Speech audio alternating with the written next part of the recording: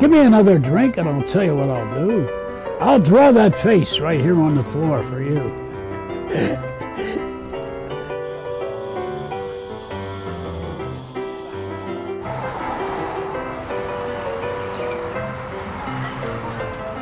Can I have a pound of prosciutto?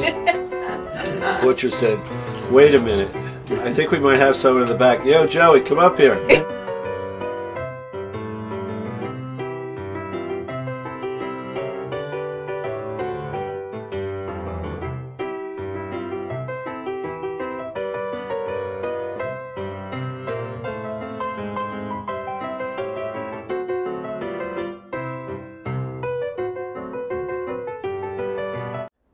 I'm almost 85. I'll be 85 Saturday. My grandmother. And my mother did not believe in having babies in a hospital because you're not sure that you're going to get your baby. You might get somebody else's birthday, the 1st of August. I would have to listen to my mother's joke. I should have called you Bill. You came on the first play I did at North Catholic. Was like the big play of the year. And so when I got interviewed in the Army, the guy said, what's your hobby? I wound up in a special service unit. That's great. With musicians, athletes, that sort of thing. Mm-hmm. And it was a break for me. I had a front seat to the war.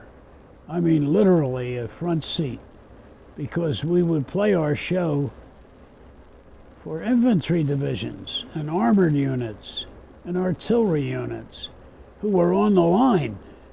You know, they would pull them off the line and we'd play our show for them. They'd put them back in the invasion. Within a week or two, they started prepping us and we got on a ship and went into Normandy.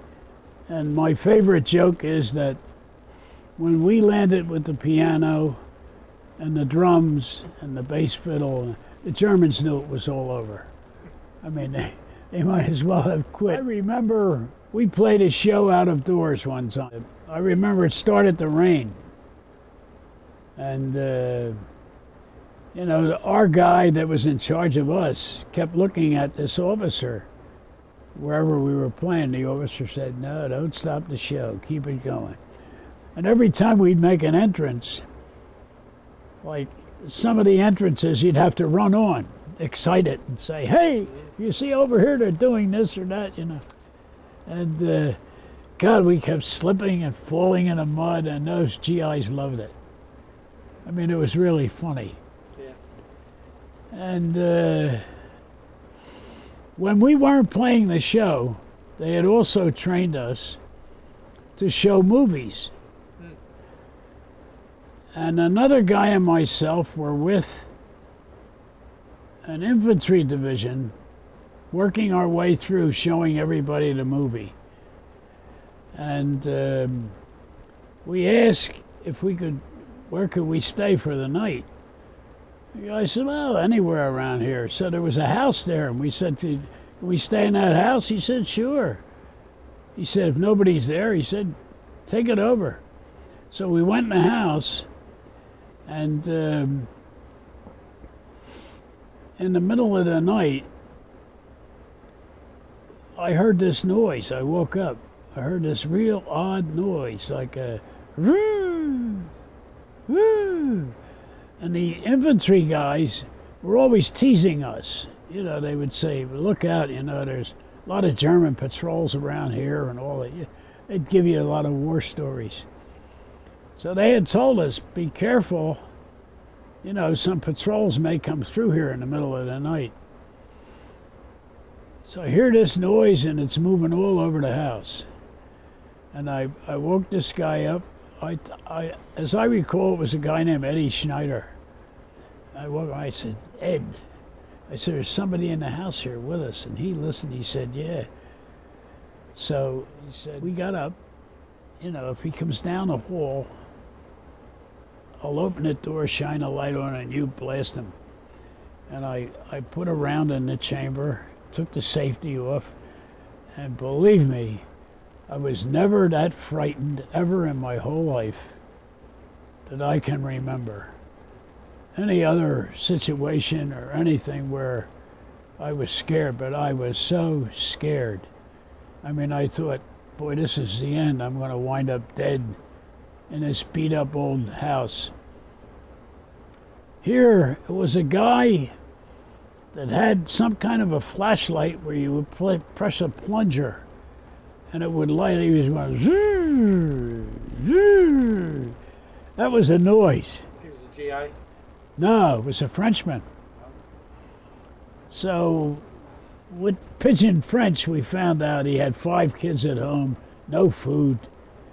And he thought maybe there might be food in one of these houses. And he's sneaking, looking around for people who may have put some canned goods away or something to hide. So we gave him some K rations. We were glad to give them to him and get rid of them. But that was one experience.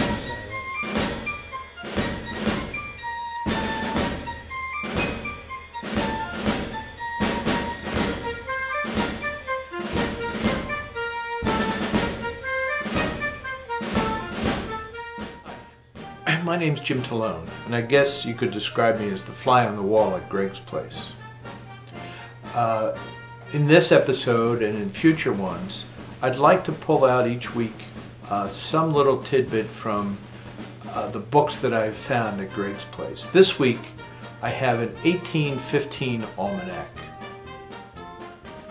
It kind of blows my mind to be handling something that was printed in 1815 when Napoleon was still alive and Abe Lincoln was 5 years old.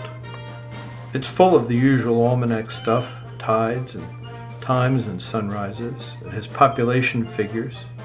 Pennsylvania had gone from 600,000 people to 813,000 since 1800. Take a look at the handwriting somebody scribbled on this. Now I take my pen in hand to write a few lines as lovely as this almanac is like. You don't see penmanship like that every day. It also has bits of wisdom. Brave men, said Henry IV of France, are loath to advise war, but the first to go into the field when it is determined upon. There would, he added, be fewer wars in the world if every sovereign would visit his military hospitals the day after a battle. And then this one, a joke. A lawyer riding through a country town stopped at a cottage to inquire his way. The old woman of the house told him he must keep straight for some way and then turn right, but she herself was going to pass the road he must take, and that if he would wait a few moments so she could get her horse ready, she would show him the way.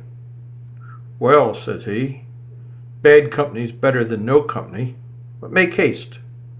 After jogging on 5 or 6 miles, the gentleman asked if they had not come to the road he must take. Oh yes, said she, we passed it 2 or 3 miles back, but I thought bad company's better than none, so I kept you along with me. The vibe you get from yours,